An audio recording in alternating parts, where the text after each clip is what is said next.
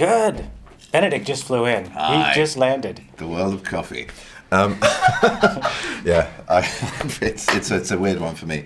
Literally just got off a plane from my place, which is, I don't know, about 6 hours behind, so I should be in bed. Oh no, it's ahead. That's why I'm tired. I like to think of you as on a jetpack, like a Super Bowl jetpack coming in. I like to think of myself just teletransporting around the place, but sadly. I'm waiting on that. I'm a huge fan of animation. I love animated movies. And obviously we're here to talk about your movie right now, but I'm curious for both of you, do you have a favorite or some favorite animated movies that are not Madagascar or Penguins of Madagascar? Oh yeah, many. I'm just curious about, like, you know, Studio Ghibli. Snow White. Old school Disney. I really love. But then, I mean, yeah, a hell of a lot of modern stuff, whether it's the, you know, I love Toy Story, I love Shrek, I love, you know, it's, yeah. Don't do favourites. I'm rubbish at favourites. That's the thing. Well, Peter, something that you enjoy. Peter Pan was I great. do enjoy those. Peter Pan was like magical because they'd still release them in the theater. And just watching those, that's what probably got me into animation. But in teenage years, it was like heavy metal. Because I just remember that, like, going, when that came out, it was just like, you know, R-rated animation. I just remember this tipping point just at the point that I was an adolescent going, well, I don't think I really should be going to watch The Lion King as a sort of family treat. You know, I was told for that then. But what I mean is I just looked back and thought, well, I don't remember the kind of segue into films that are brilliant for children and really funny for adult humour as well.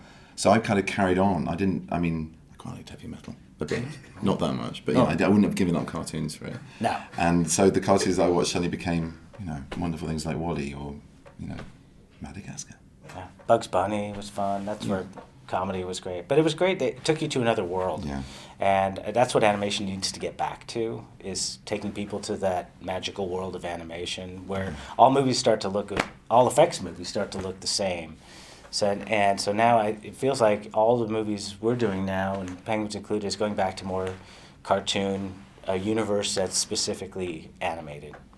I'm very curious if you could talk about the relationship between Agent Classified and the Penguins. It's very good off screen, but on screen it's terrifying. Basically, he can't stand their ineptitude, their haphazard amateurism, their sort of in the wayness and flightlessness. And he's very, very short with them because he's a professional. He runs an outfit that has been doing it for quite some time, for quite some number of species, and in quite some places. He's quite some agent. And he's classified. And that's kind of his attitude towards the penguins. But offset, it's great. It's all cigars and, you know, coming to my jacuzzi party, please. Party. Benedict's Party jet, flying around the world. Jet ski. I let them fly the VTOL, you know, where the cameras stop turning. Yeah. Unless they're stoned, and then I don't let them anywhere near it. It just ends in disaster. I get to play my John Wayne against your David Niven-ish Bond, which is fantastic. And the antagonism is what makes this movie really funny. And Benedict's just hilarious at ribbing my character throughout the film. Likewise, he's very good at ribbing me too. And the thing is, you know, it's just the tragedy is that we never got to be in the same room acting opposite one another, you know. But it's. That's what I wanted to ask about. How weird is it? For me, like, I know that a while ago, Surf's Up, which is an animated movie, they recorded at the same time. Yeah. But that's like the only one I know that did.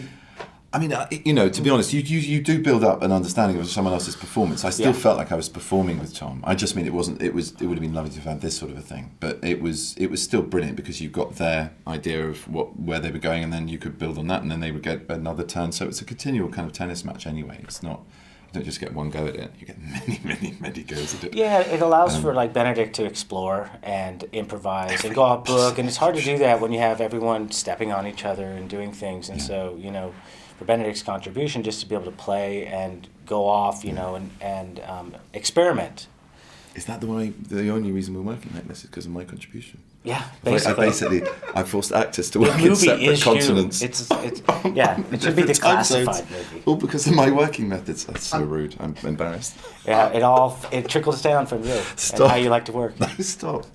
I'm basically out of time, but my last question for you guys. From when you first started working on the project to what people are seeing on screen, how much changed for the script, for the story, and your characters, if anything? Oh, excuse me. I think quite a lot. I mean, you know, I don't know. For Classified, I had an artist's impression, literally, from them, and then we sort of talked about rough outlines, and maybe there was much more of a script than I was aware of, but we sort of did it in piecemeal form, with an idea of what the whole story would be, and yeah, like I've been saying, we just did a lot of improvisation around takes that we were happy with within the script, and so I guess then they got an idea of what I might like to do that they hadn't thought of, and rather like the animation, it sort of kept evolving, which is great. Yeah, and for me, you know, I remember early on, even before you joined board, it was Agent 13, I think, and then became Classified. But it was flat, it was a scratch, it was a flat character, one-dimensional, until you joined in and they started playing me what you were doing. I'm just slightly worried that they cast me because they wanted a flat, two-dimensional character. He completely brought the character to life, and it was inspiring to me because they played me Benedict's. Yeah. It was awesome.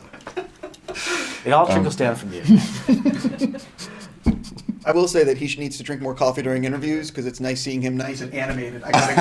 Yeah. Thank you so much. Thank you. You get me very, very tired. All right, love you too.